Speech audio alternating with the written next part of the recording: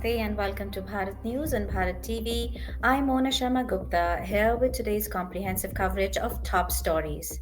First, the glimpse of the headlines.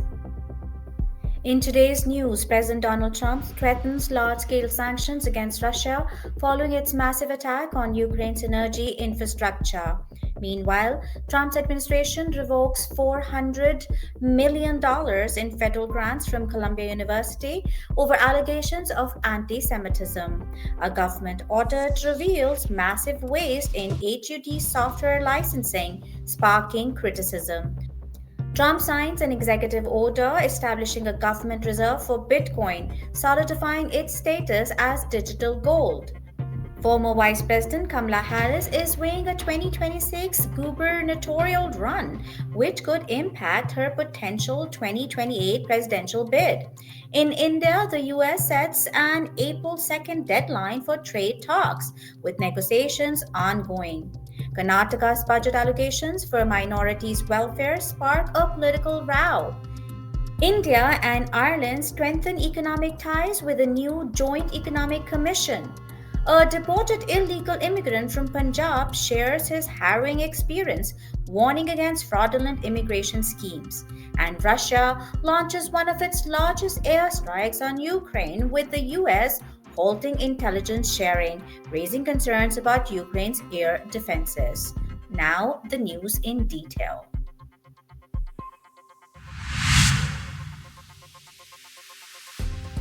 President Donald Trump has threatened large scale sanctions against Russia after its latest attack on Ukraine's energy infrastructure.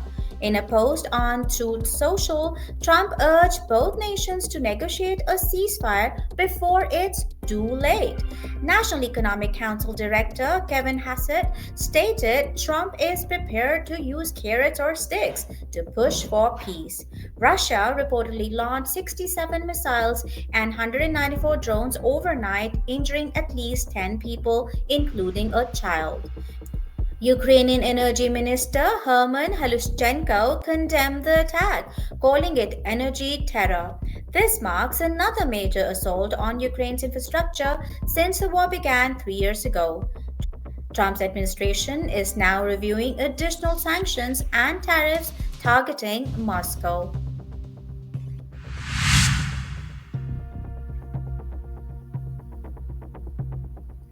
The Trump administration has rescinded over $400 million in federal grants from Columbia University over alleged antisemitism on campus.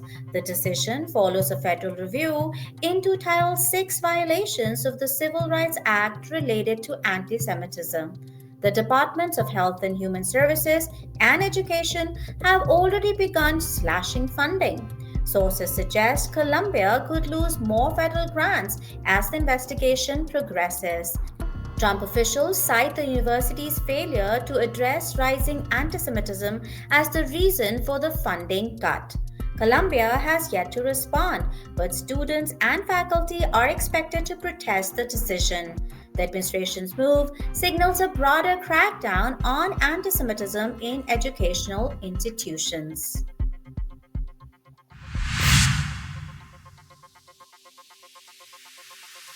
A government audit has uncovered massive waste in software licensing at the Department of Housing and Urban Development. The audit found over 11,000 unused Adobe Acrobat licenses and 35,000 ServiceNow licenses with minimal use.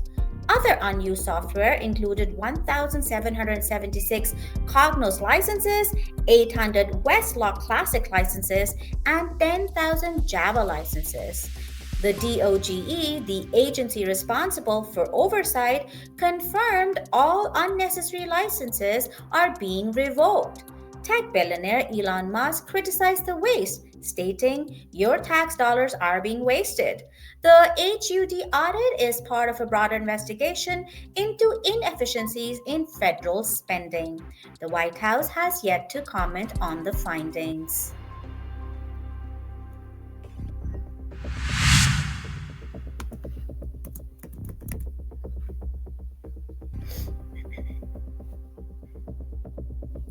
President Donald Trump has signed an executive order creating a U.S. government Bitcoin reserve.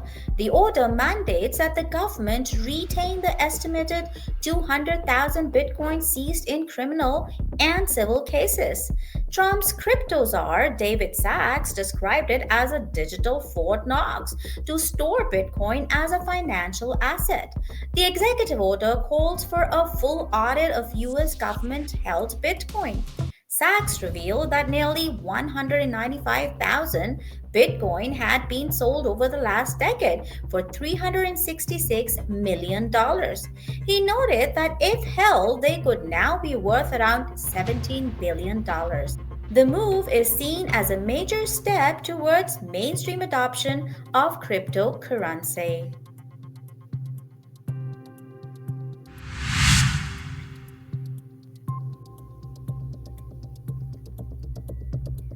Former Vice President Kamala Harris is considering running for governor of California in 2026. If she wins, analysts believe it could take her out of contention for the 2028 presidential race. Harris has told allies she will make a final decision by the end of summer. The former vice president currently leads early Democratic polls for 2028, but a gubernatorial run could damage the landscape. If she enters the California race, she would be the front runner in the deep blue state. Harris previously served as California's Attorney General and U.S. Senator before becoming Vice President. Political analysts believe her decision could reshape the Democratic Party's 2028 strategy.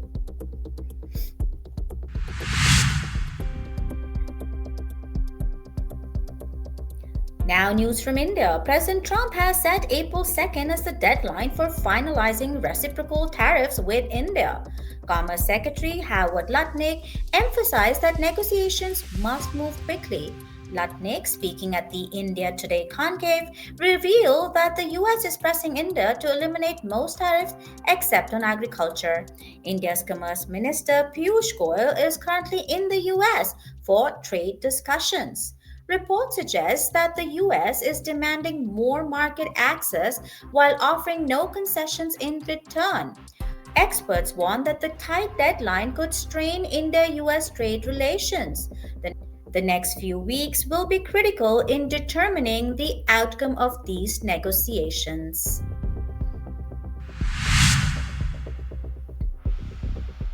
The Karnataka government's 2025 budget has triggered a political controversy over minority welfare allocations. Chief Minister Siddharamaiah announced 1,000 crore rupees for minority development, rupees 150 crore for walk property protection, and rupees 100 crore for Urdu schools. The BJP strongly opposed the allocations, calling them unconstitutional. Amit Malviya accused Congress of prioritizing Muslims and undermining the SCs, the STs, and the OBC rights. Critiques point to former PM Manmohan Singh's past remarks on minorities having the first claim on resources.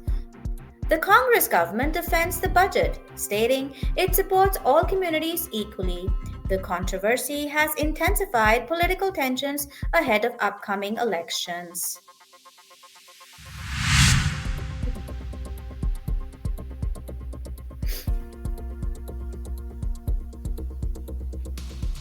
India and Ireland have agreed to establish a India and Ireland have agreed to establish a joint economic commission to boost trade and investment. External Affairs Minister S. Jaishankar and Irish Foreign Minister Simon Harris made the announcement in Dublin. This marks the first high level visit by an Indian minister to Ireland since 2015. The new action plan aims to strengthen technology collaboration and expand economic partnerships. Jaishankar emphasized the growing potential of India Ireland relations in key industries. Both nations agreed to explore joint ventures in digital technology and pharmaceuticals. This agreement is expected to enhance business opportunities between the two countries.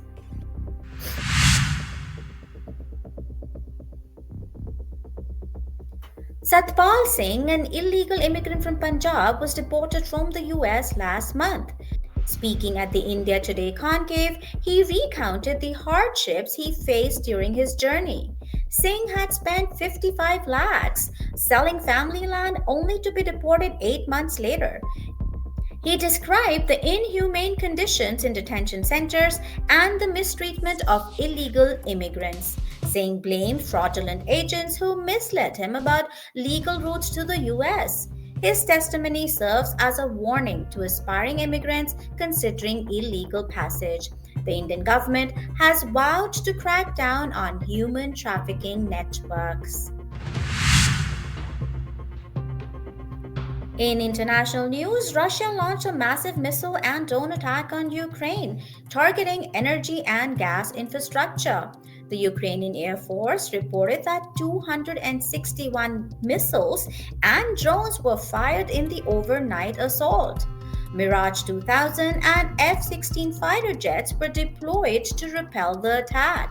President Volodymyr Zelensky called for continued pressure on Russia, warning against complacency. The attack follows the US decision to halt intelligence sharing with Kyiv. Trump's pause on military aid has raised fears that Ukraine's air defenses will weaken. The latest escalation underscores the ongoing vitality in the Russia Ukraine war. That concludes today's News in Bharat TV. For more updates on these stories and others, please visit our website or follow us on social media. I'm Mona Sharma Gupta, and I'll see you next time.